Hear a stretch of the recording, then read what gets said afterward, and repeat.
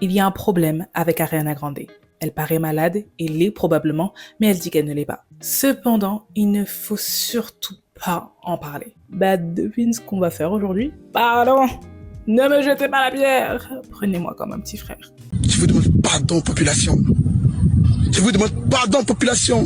On va mettre les deux pieds dedans parce que je ne suis ni aveugle ni amnésique. Et je suis pas la seule. Son corps me rappelle une certaine période des années 90-2000 qui glamourisait à la mort la maigreur, appelée l'héroïne chic. Son corps et son comportement me rappellent celui de Taylor Swift et de Mary-Kate Olsen, qui ont assumé par le passé souffrir de troubles alimentaires et d'anorexie. I would have defended it to anyone who said, I'm concerned about you. I was like, what are you talking about?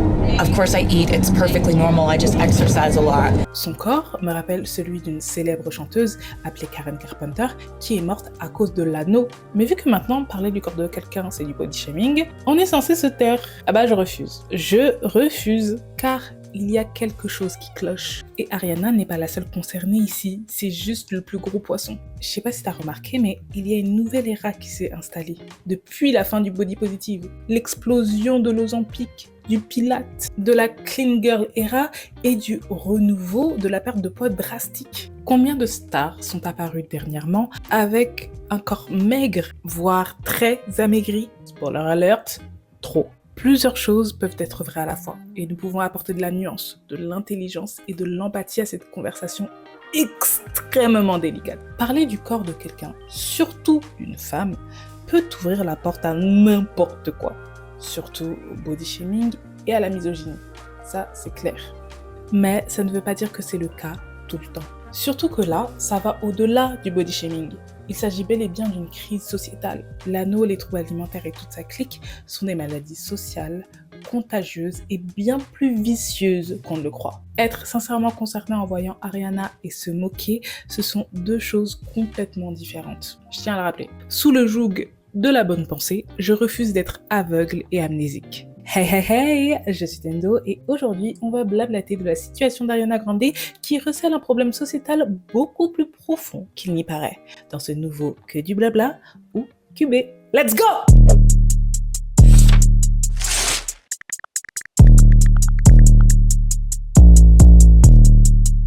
Avant qu'on entre dans le vif du sujet, j'ai une bonne nouvelle pour toi.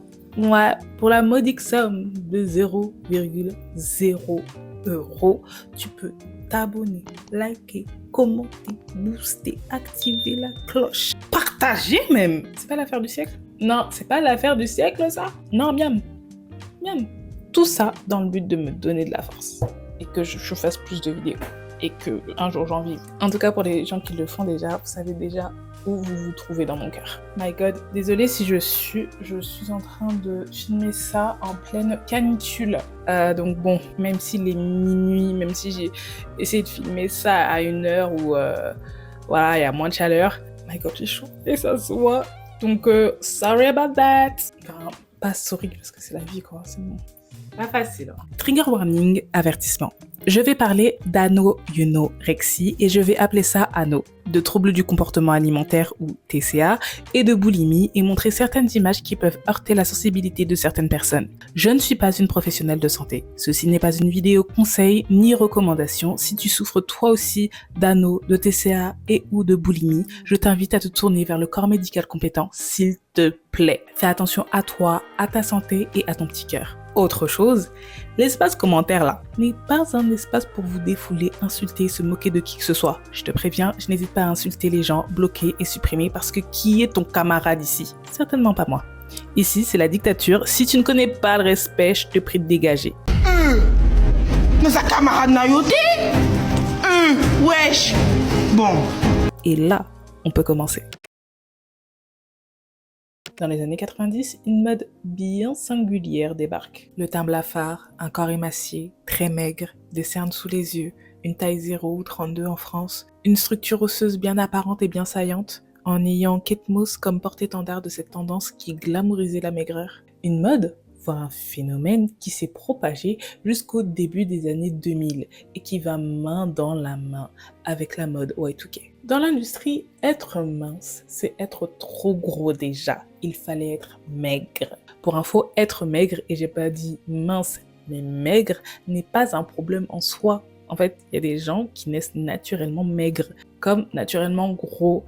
C'est naturel, il y a une diversité du corps, c'est normal en fait. Mais le vrai problème réside dans la manière dont les gens sont devenus maigres et ou veulent rester maigres, parce qu'il fallait l'être à tout prix. But not too big. No, that's too big. The half of that. Gigi's in charge of her own diet, but to be on your best weight, you gotta make the right choices. This is you. You know what, Gigi? I think that's it. Yeah. I'll do this. How is it? I can't believe you just did that. On idolâtrait la minceur et on mettait sur un piédestal la maigreur, et de l'autre côté, la grosseur était persona non grata, et ne parlons même pas de l'obésité qui était le diable. Et si t'étais plus que maigre, c'était encore mieux, surtout dans la mode. Combien de mannequins à anneaux ont défilé à l'ancienne? Trop. Et nous, en tant que moutons, que faisons-nous tous les jours? On suit la mode. Et nous sommes influencés par ça. Ainsi, en même temps qu'on applaudissait la minceur, on faisait de la place à ces dérives, du coup à la maigreur excessive et extrême. Ainsi, on assistait à une normalisation d'avoir le corps rachitique. Plus t'avais l'air d'avoir faim, mieux c'était. Ça me rappelle un épisode de Glee Betty. En tout cas, c'était partout, c'était la norme, c'était un ordre. La mode et le monde étaient discriminants avec les gros. Et quand je dis gros, c'était taille 38 pour les femmes. Hi Anna. Hello. How do you feel about being the only plus size model here? I'm sure of myself, and you know that's who I am, so that's fine. Looks like you were more of a beauty queen than a model. Right. Et surtout envers les stars, qui sont sujets depuis toujours aux standards de beauté impossibles à atteindre et à maintenir. Fallait avoir la maigreur de Kate Moss, et là, t'étais considérée comme mannequin sans forcer. Et si elle faisait plus que du 36, mais fallait voir comment les gens étaient, fallait voir comment les gens ouvraient leur gosier comme ça. Non, ça prenait les callbacks des stars sur la place publique comme si c'était la chasse aux sorcières. Et pourquoi on est à Salem là? Weirdo! Et ce fut pareil pour le commun des mortels. Ce fut pareil pour nous les gueux. Ça me rappelle une scène datant des années 2000 à la Starac avec Jennifer, la gagnante, qui était en train de faire sa pesée, et le nutritionniste lui dit « Bah, faut que tu perdes du poids là, là c'est quoi ça ?» Alors que la go faisait 55 kilos, mais il fallait qu'elle passe sous la barre des 55 kilos. Fallait qu'elle grossisse, fallait qu'elle maigrisse encore et encore. Mais pour aller où? Au nom de quoi? Et donc on s'était fixé au départ comme objectif d'être en dessous des 55 bien sûr, voire même approcher les 51. Allez, eh oui. On va pas faire chaque fois la même chose, il faut bien se peser. Non, c'est pas possible. Moi, je l'ai dit. Avec tous les efforts que j'ai fait. 55 800. Franchement, je sais plus quoi faire. J'ai supprimé le chocolat. Ça me tue déjà le régime et je sais pas quoi faire. Je sais pas quoi faire. J'arrive pas. Le pire, c'est qu'elle faisait des régimes H24.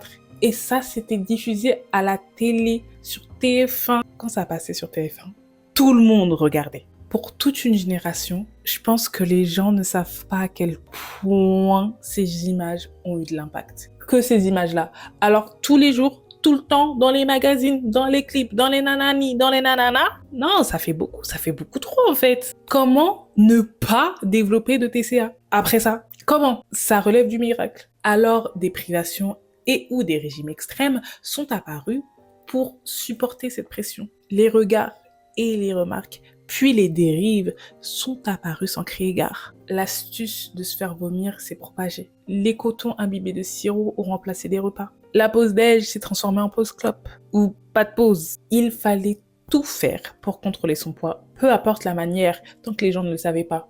Et encore. Et plus tu le contrôlais, mieux c'était. C'était genre, t'es discipliné.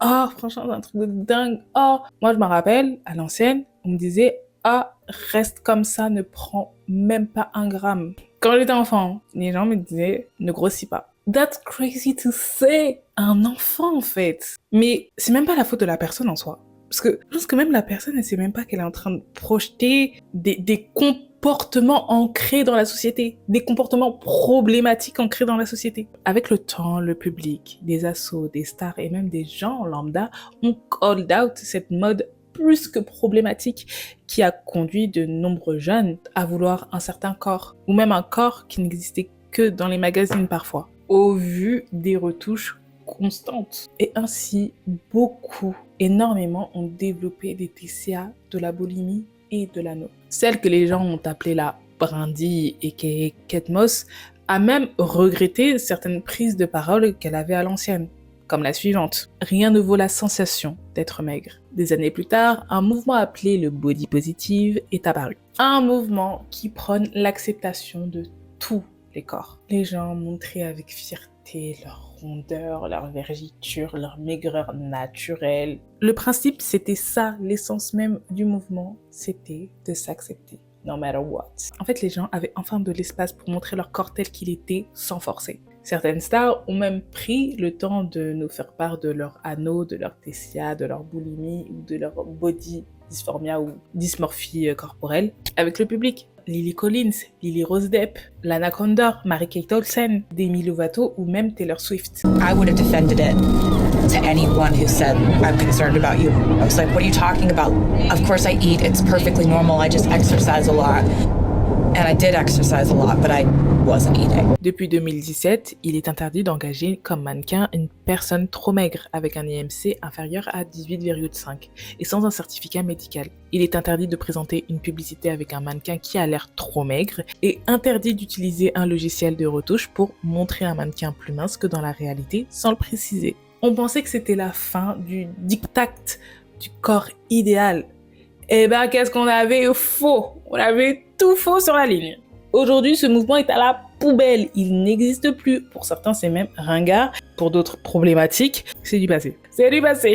Tout le monde doit avoir le même corps now. Après la Bibi et les rats où il fallait avoir un certain corps et un certain fiac, il est temps de repartir dans le passé et s'en inspirer. La résurgence de la mode Y2K a fait remonter à la surface le corps qui va avec. Le Y2K est rebrandé en nostalgie et inspiration. L'idée par l'explosion de l'Ozempic, dont j'ai fait une vidéo, voilà, où je te révèle que des gens déjà minces se piquent pour être maigres, voilà, pour être encore plus maigres, pour aller encore plus loin dans la maigreur. Au nom de quoi? Et faut savoir que l'Ozempic est un médicament dont la pub passe pendant le Super Bowl, dans le métro, et même qui est vendu aux US sur Amazon. Tout ça couplé à des trends comme What I Eat in a Day, à la pratique du Pilates H24 pour mieux correspondre à la clean girl qui sommeille en toi, ainsi qu'aux avant-après corporels qui pullulent autant que les régimes et conseils caducs pour perdre le plus de poids possible. La romantisation de la maigreur, qui n'est jamais partie d'ailleurs, est revenue en force. Back and better. L'héroïne chic est remarketée en tonique et healthy. Et pardon, le rebrand introduit. Le skinny talk et les thinspo, c'est thin plus inspo, font fureur tapeur. Le pire, c'est que chez les skinny talk là, les Zara Larsson et les Ted McRae sont considérées comme grosses. Ouais, t'as bien entendu. Et là, tu vois, je pense à une phrase que Lena Situation a dit, et elle dit ça. J'ai jamais eu autant de compliments que depuis que j'ai perdu du poids. On sait pas comment tu perds du poids, on sait pas pourquoi tu perds du poids, mais t'as jamais été aussi fraîche. C'est quoi ton secret? Vas-y, dis. C'est tellement considéré comme quelque chose de beau d'être fine dans notre industrie que c'est même pas, je te demande pourquoi. Ah, t'as perdu beaucoup de poids là, ça va? Non, c'est meuf, t'es fraîche de fou là. Et c'est clair. En fait, quand tu perds du poids, peu importe le contexte, il y aura plus de gens qui vont t'applaudir qu'autre chose. Quand tu prends du poids, les gens déjà ils vont pas s'inquiéter de quoi que ce soit, ils vont pas déjà de 1, et ils vont dire ah, à manger gâteau, hein, dis donc, hein. Ça se prive pas, hein. Ça fait des petits commentaires grossophobes. Ça se permet, tout simplement, ça se permet. Bro, putain, ça m'a tellement énervé que j'ai tapé du poing. Bref, pardon. Je t'ai dit, quand tu perds du poids, c'est de la discipline, c'est cool, tu reprends ta vie en main, c'est tout de suite cool. Alors que non, des fois non. Des fois c'est pas ça, non. Perdre du poids n'égale pas à quelque chose de bien. Et prendre du poids n'égale pas à quelque chose de négatif. C'est ça. À bon entendeur. Évidemment, tout le monde a le droit de perdre du poids et vouloir atteindre son corps idéal, ça va de soi. Mais personne ne se demande pourquoi tout le monde le fait en même temps et surtout pourquoi un certain type de corps. Au final, dès qu'il y a une idéalisation d'un certain type de corps, il y a forcément un problème plus profond derrière. Ce que les gens oublient souvent, et c'est ça le problème avec la nostalgie, c'est que le temps efface les traumas ou adoucit les traumas. Parce que l'esthétique Y2K, c'est pas que les paillettes, c'est les tailles basses, c'est les petits hauts papillons, t'as vu? Non. C'est aussi le burn-out, des standards de beauté obsessifs, des TCA, et surtout une génération entière de femmes qui se sont détruites pour rester désirables aux yeux des autres. Bien évidemment, quelques hommes et quelques garçons sont concernés par ça, mais beaucoup moins, parce que le patriarcat est là pour amortir tout ça. Tout d'un coup, beaucoup trop de stars sont réapparues sur nos écrans avec des corps très amaigris, comme s'il y avait une compétition de la maigreur. Bienvenue aux Hunger Games. Bienvenue, bienvenue, bienvenue. Natalia Dyer, Demi Moore, Angelina Jolie, Emma Stone, Kelly Osbourne, Nicole Kidman, Margot Robbie, Lily Collins, toutes des femmes, toutes la même silhouette. Et dernièrement, une autre star mondiale s'est ajoutée à la liste. Le 6 juin dernier, The Eternal Sunshine Tour a commencé et les vidéos ont submergé les réseaux sociaux. C'est le grand retour sur scène de la talentueuse, l'iconique, que dis-je, l'incroyable Ariana Grande. Mais il y a un problème, je vais être franche. Quand j'ai vu les vidéos, quand j'ai vu les premières vidéos, j'ai pas pu m'empêcher d'être bouche bée quand je l'ai vue. Ariana, qu'est-ce qu'il se passe? Ariana, je m'inquiète. Ariana, est-elle malade?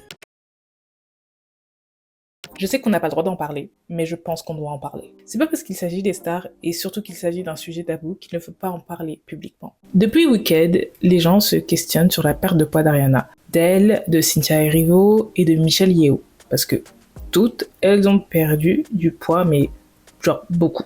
Elle a pris la parole par rapport à ça, car les discussions autour de son poids avaient atteint un level absurde, c'est vrai. I think we should be gentler and less comfortable commenting on people's bodies. If you think you're saying something good or well-intentioned, whatever it is, healthy, unhealthy, big, small, this, that, sexy, not sexy, we should really work towards not doing that as much. The body that you've been comparing my current body to was the unhealthiest version of my body. I was on a lot of antidepressants and drinking on them and eating poorly. Moi-même, à l'époque, j'étais choquée des commentaires. Carrément, je me disais, mais les gars, là, c'est du body shaming, là. C'est là. Leave her alone! Pour moi, les gens en faisaient trop. Et elle avait juste perdu un peu de poids, rien de grave, enfin, ça arrive. Mais en écoutant sa vidéo aujourd'hui, tout en sachant ce que ça en découle, tout en ayant écouté, lu des témoignages de survivants de TCA, d'ano, de boulimie, etc., je me dis en fait que là, il y a un problème, et ça depuis bien longtemps. Parce que dans tout ça, certains commentaires, même la plupart, c'était pas du body shaming. C'était de l'inquiétude sincère. C'est vrai qu'Ariana a vécu des choses traumatisantes et horribles depuis son plus jeune âge. Des choses qu'on ne comprendrait jamais, surtout à ce stade de célébrité. Elle a joué Kat Valentine dans Victorious, une production Nickelodeon signée par l'horrible amoureux des enfants Dan Schneider. Elle devait jouer des scènes humiliantes, bizarres. Il y a connotation pour les gens bizarres. Se décolorer les cheveux en permanence, qui a eu pour conséquence de niquer ses cheveux. Et j'en parle plus en profondeur de l'horrible Dan Schneider et tous ses méfaits dans ma vidéo sur Nickelodeon que j'ai fait il y a des années de ça, mais elle est toujours accurate. Même si elle n'en a jamais parlé, certaines scènes étaient inappropriées pour une gamine de son âge. Elle avait 17 ans. Pendant cette même période, et selon certaines rumeurs, elle aurait eu un Tumblr pro-Anna ou pro-Ano, you know, où elle donnait des conseils pour perdre du poids, prenait en photo ses plats et prenait son corps en photo tous les jours.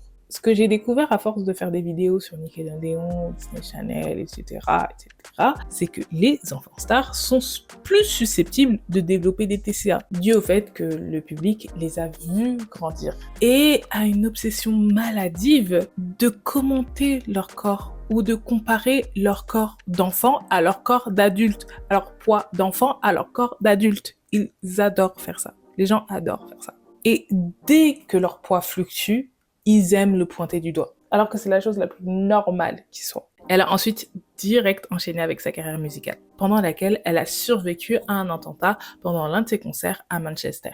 Puis, peu de temps après, elle a survécu à la mort de son ex, le rappeur Mac Miller. Elle a elle-même dit qu'elle a souffert d'anxiété et de dépression. Ces épisodes horribles, traumatiques et publics ont sans aucun doute eu un impact sur sa santé mentale, la pauvre. Elle a toujours été petite, menue et fine. La comparer à la version d'elle du passé, et une version qui n'existe plus en plus, n'est bon pour personne, surtout qu'elle dit que à certains moments, elle buvait et prenait des antidépresseurs, genre pour elle, ce corps qu'elle avait dans le passé, c'était pas un corps sain, alors qu'elle était plus en chair. Mais au final, ça veut dire quoi, sain, selon elle? Et c'est là où le bas blesse. Selon certains témoignages que j'ai pu lire de survivants d'anneaux ou de personnes qui sont triggers de l'avoir ainsi, souvent, la maladie parle pour la personne. Le déni et la dysmorphie corporelle s'emparent de toi. I'm a size 6 instead of a size 00.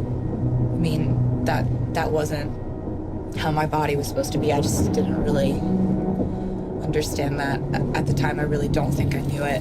Un repas sain pour une personne lambda, ça peut être un plat de spaghettis. Mais pour une personne atteinte d'anneaux, de TCA, etc., ça peut être une pomme.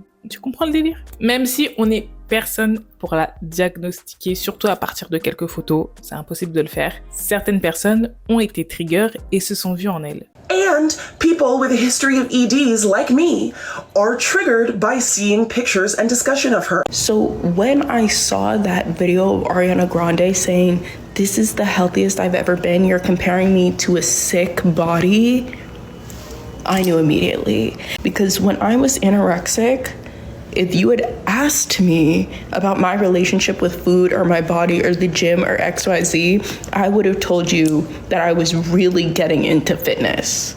Surtout depuis le 6 juin, l'ouverture de sa tournée mondiale. Malheureusement, certains fans vont la voir et vont être influencés par son corps, par sa maigreur, même inconsciemment, même si elle n'en fait pas la pub. L'anneau est une maladie sociale, sociétale et contagieuse. Les petites filles, certains garçons, ados et même certains adultes vulnérables peuvent tomber dans ces crocs. Elle a trop de vices, cette maladie. En fait, pour moi, on doit alerter pour pas que ça soit normalisé d'avoir ce corps. Malgré la flopée de stars qui ont ce corps sans raison apparente. Le pire dans tout ça, c'est que ce n'est pas de leur faute, ni celle d'Ariana. Surtout si elles sont malades. Ça ne fait pas partie d'un plan machiavélique.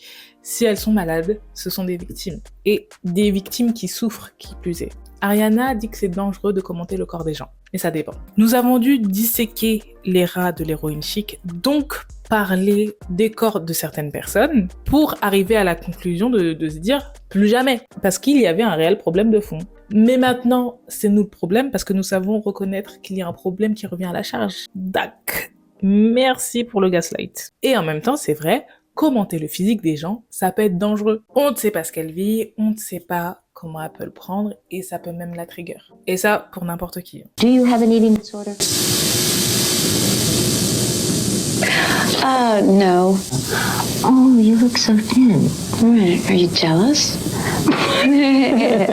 Comme je l'ai dit, c'est vraiment un sujet délicat. Oh. On ne peut pas la réparer ni l'aider. Ça, il n'y a que sa famille et son entourage qui peut le faire. Elle nous écoutera pas vu qu'elle a fermé les écoutilles et son espace commentaire pour éviter de le faire. Comme Taylor Swift qui a avoué dans son documentaire que quand elle souffrait d'anneaux et de TCA, etc., elle était tellement dans le déni qu'elle ne voulait rien savoir. Dès que les gens en parlaient, non. Nous, tout ce qu'on peut faire, c'est avoir une conversation ouverte et nuancée sur ce sujet complexe, sur l'impact qu'ont certaines images et certaines stars, qu'elles le veuillent ou non. Ariana et les autres stars influencent le monde. C'est comme ça, ce sont les faits. Le pire, c'est que plus on parlera de ça, plus ça tombera dans l'oreille d'une sourde. Mais ne pas le faire n'aidera personne. Et c'est laisser la porte ouverte à la pullulation de ce type de corps, qui est la plupart du temps la conséquence d'une maladie. Cette maladie est paradoxale, tout comme cette conversation finale. Franchement, qui m'a envoyé? Je sais pas dans quoi je me suis fourrée. Ariana semble malade et l'est probablement, même si elle dit qu'elle ne l'est pas. En même temps, en tant que société, on a trop la bouche dès qu'il s'agit de parler du corps des gens. Et surtout des femmes. Mais dans le cas d'Ariana, c'est différent. Parce qu'elle a certains comportements typiques d'une personne atteinte d'anneau. Elle montre fièrement son corps comme une personne atteinte de ça le ferait. Parce que la maigreur maladive est un goal. Elle prend des photos dans des étuis à guitare parce qu'elle peut rentrer dans ce type de petits endroits. Elle aurait des antécédents avec ça au vu de son Tumblr où on peut facilement la reconnaître. Courant 2012-2013 à peu près, la période où elle postait sur Tumblr, les comptes pro-Anna, ça s'appelait comme ça, faisaient l'apologie de ça. Il y avait des codes, certaines poses, certaines phrases phares. C'était une era que beaucoup trop de gens ont suivi et subi. Et maintenant, beaucoup reconnaissent les codes. Par exemple, je me rappelle d'une trend, je sais plus ça date de quand, mais fallait poser ton téléphone sur tes 2 genoux. Et si tes 2 genoux ne dépassaient pas ton téléphone, ça veut dire que tu avais gagné. Je sais pas ce que les gens avaient gagné après ça, mais voilà, c'était une trend, je sais que c'était une trend pro-anneau. Contrairement à l'obésité morbide, les gens atteints d'anneau ne le voient pas forcément, ou le voient, et en sont fiers. Et c'est pas parce qu'elle donne ses meilleurs vocals sur scène que ça veut dire que tout va bien pour elle.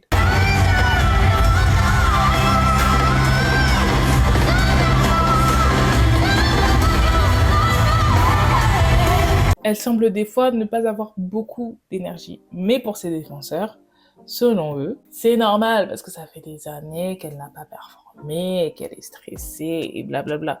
Mais ce qui est curieux, c'est qu'il y a pas longtemps, elle disait qu'elle était en très bonne santé, même en meilleure santé qu'avant. Quelque chose cloche là, non? Je vais te raconter l'histoire de Karen Carpenter, la chanteuse et la guitariste du groupe The Carpenters de 1965 à 1983. Elle fut l'une des premières, si ce n'est la première star à parler d'anneau publiquement. Car oui, elle souffrait d'anneau mental, une maladie trop peu connue à l'époque. Et encore aujourd'hui, ce qui est dingue, elle a continué de performer comme si de rien n'était. Elle était remplie de vie et sa voix restait incroyable. Du coup, elle partait en tournée, mais entre les shows, entre les chansons, elle était épuisée. I thought that I was just like supposed to feel like I was going to pass out at the end of a show or in the middle of it. Janvier 83, elle était au Grammy, frêle, mais si joyeuse. Un mois plus tard, elle est morte due à des complications cardiaques dues à son anneau. Car oui, l'anneau tue. Les TCA peuvent littéralement corrompre ton cœur, tes yeux, ton corps et ton cerveau. Quand une personne atteinte d'anneau se voit dans le miroir, elle ne voit pas ce qu'on voit. Avec le temps, les recherches ont prouvé que l'anneau peut causer l'ostéoporose, dommages dentaires et des problèmes de cœur. Le fait de ne pas en parler, de fermer les yeux, de les croire et de croire que tout va bien, c'est vraiment du gaslight premium et c'est nous prendre pour des teubés. On a des yeux et un cœur. Ne pas en parler donnera comme message qu'on accepte tacitement que ce corps-là soit normalisé. C'est pas normal. Même moi, en la voyant, ça m'a fait remonter une anecdote. Mon anecdote avec l'anneau. Ouais, parce que j'en ai une, malheureusement. En fait, à l'ancienne, c'était quoi? J'étais en CM1, CM2 et je suis tombée malade. Je suis tombée vraiment gravement malade. Je ne sais toujours pas de quoi aujourd'hui. Moi, les médecins ne pouvaient même pas me dire de quoi j'étais malade.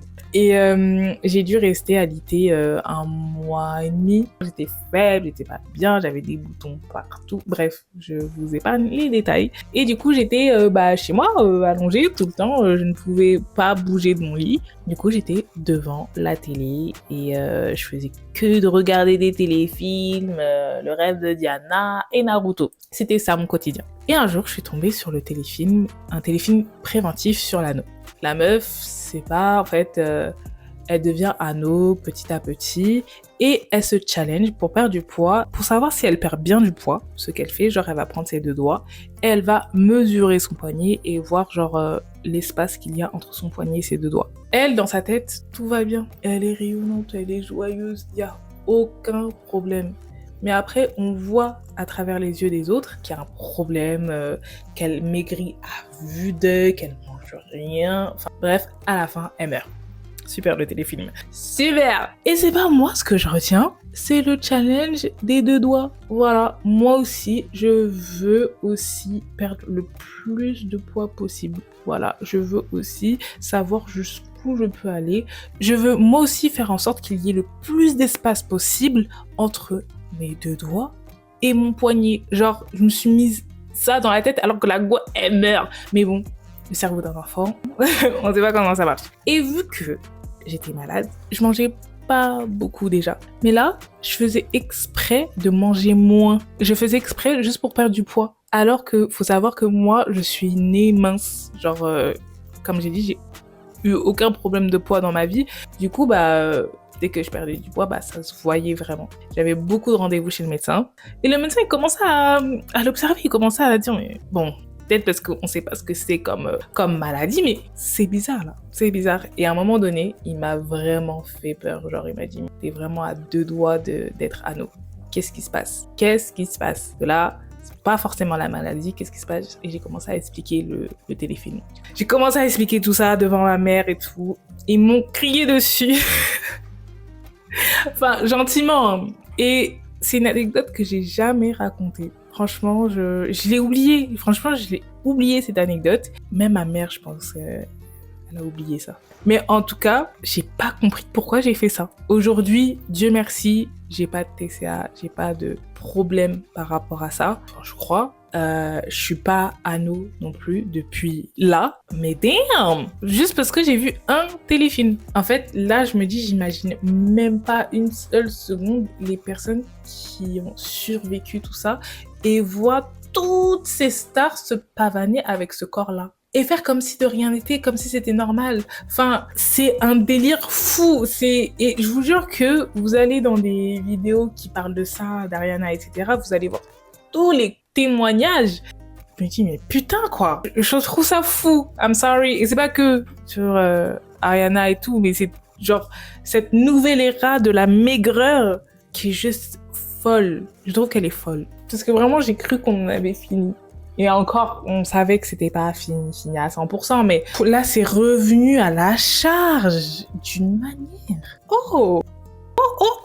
C'est même pas minceur, c'est maigreur maladive qui a fait son comeback. Et je ne veux pas pointer spécifiquement la Grande, mais vu que c'est la plus populaire, c'est l'arbre qui cache toute la forêt et le symptôme le plus visible de quelque chose de beaucoup plus grave. Le problème dépasse Ariana, mais elle en a le visage. Et je sais que ça, c'est pas juste, mais c'est le cas, soyons honnêtes 2 minutes. Certains corps sont des corps malades et dangereux, que l'on peut observer de nos propres yeux, comme l'extrême maigreur et l'obésité morbide. Pour rappel, une maladie, c'est neutre. Donc, quand je dis dangereux, c'est pas moralement dangereux, mais physiquement dangereux. Puisque pour certains, être atteint d'obésité morbide, c'est de la flemmardise. C'est de leur faute s'ils sont comme ça. Et le contraire, c'est juste une question de vanité. Non, dans les 2 cas, ce sont des maladies et c'est certainement pas la faute des malades. Il y a certains propos que j'ai dit dans cette vidéo qui viennent de la créatrice de contenu Fitted Prof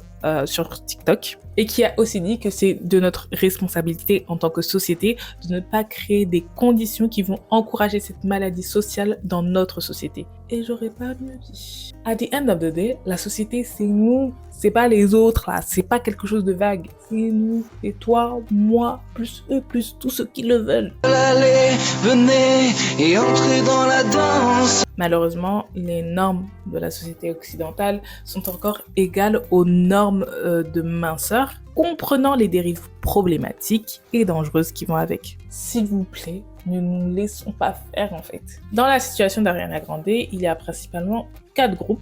5 si on compte les gens qui s'en battent les reins. 1, il y a ceux qui sont concernés par la santé d'Ariana et qui veulent que son bien. 2, les gens qui ne veulent pas qu'on parle d'elle ni de son corps parce que c'est du body shaming et de la misogynie. Ou si on critique, ça veut dire qu'on est jaloux. 3, les gens intéressés par le fait de prévenir, alerter car c'est une maladie sociale et contagieuse parce que vraiment...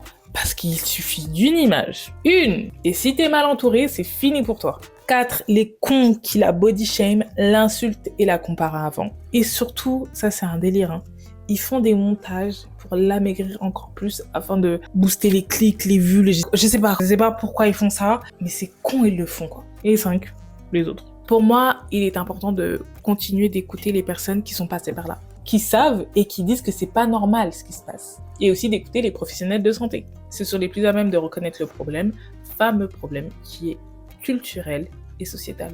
Je suis peut-être pas la mieux placée pour en parler et j'ai peut-être été maladroite à certains moments en abordant ce sujet. Et là n'était pas mon intention, mais bizarrement, j'avais besoin d'en parler. En tout cas, j'espère qu'elle a l'entourage adéquat et je pense qu'elle est quand même suivie par un médecin. En tout cas, je l'espère.